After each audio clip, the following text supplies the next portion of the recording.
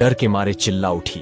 राजकुमारी के डरने से सांप अपनी त्वचा उतार दी और इतना सुंदर युवक बन गया कि वह पूरी तरह से अभिभूत हो गई। फिर सांप ने कहा, मेरी प्यारी पत्नी, कभी किसी को यह मत बताना कि मैं रात में इंसान हूँ और दिन में सांप, क्योंकि अगर तुम ऐसा करोगी तो मैं गायब हो जाऊंगा और तुम मुझे फिर कभी नहीं पा सकोगी। लड़की ने कहा, ठीक है, मैं किसी को नहीं बताऊंगी, लेकिन कम से कम मुझे यह तो बताओ कि तुम्हारा नाम क्या है। उसने उसे बताया कि उसका नाम लखन है। अगली सुबह राजा ने अपने दूत को सांप के महल में यह पता लगाने के लिए भेजा कि क्या उसकी बेटी अभी भी जीवित है। जब दूत ने यह देखा कि लड़की बिल्कुल ठीक है और खुश भी है, तो उसने राजा को बताया, महाराज, चिंता करने की कोई जरूरत नहीं, राजकुमारी बिल्कुल ठीक है और बहुत खुश है। ये सुन राजा को संदेह हुआ और उसने जो सुना था उस पर विश्वास नहीं किया। अगले हफ्ते राजा ने अपनी बेटी और सांप को दोपहर के भोजन पर आमंत्रित करने के लिए एक नौकर भेजा। जब उसकी बेटी और दामाद आए तो लड़की की माँ रोते हुए कहा, ओह मेरी बेचारी बेटी, हमने तुम्हें इतना दुख दिया है, तुम कितनी दुखी हो। लेकिन लड़की ने जवाब दिया कि वह बहुत भाग्यशाली महसूस करती है। कुछ दिनों बाद शहर के दूसरे हिस्से में एक भव्य विवाह समारोह होने वाला था,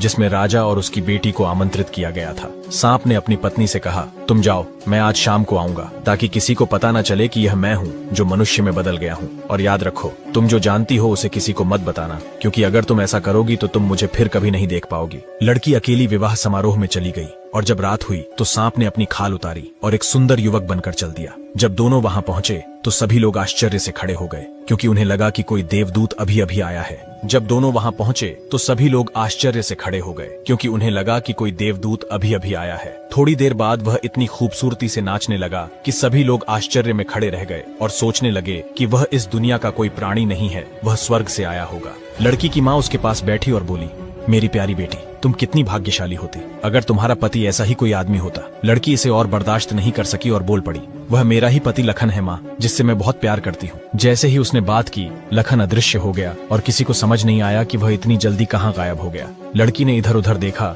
उसे कहीं नहीं दिखा तो फूट फूट कर रोने लगी। अब देखो तुमने मुझे क्या करने पर मजबूर किया माँ। उसने मुझे चेतावनी दी थी कि मैं किसी को ना बताऊं कि वह कौन है, नहीं तो वह मुझे हमेशा के लिए छोड़ देगा। मुझे उसकी तलाश में निकल जाना चाहिए। उसने मुझसे कहा कि अगर मैंने उसे खोजने की कोशिश की तो मुझे लोहे के जूते, लोहे की छड़ी और एक यात्रा बैग की आवश्यकता होगी। उसके माता पिता ने उसे वह दिया जो उसे चाहिए था। वह अपने पति की तलाश में निकल पड़ी।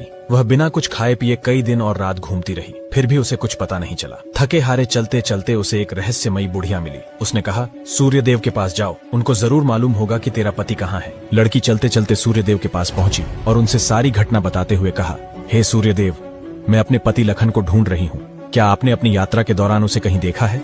सूर्यदेव ने उत्तर दिया, नहीं पुत्री, मैंने उसे कहीं नहीं देखा, लेकिन जाकर चांद से पूछो कि क्या उसने तुम्हारे पति को रात में देखा है।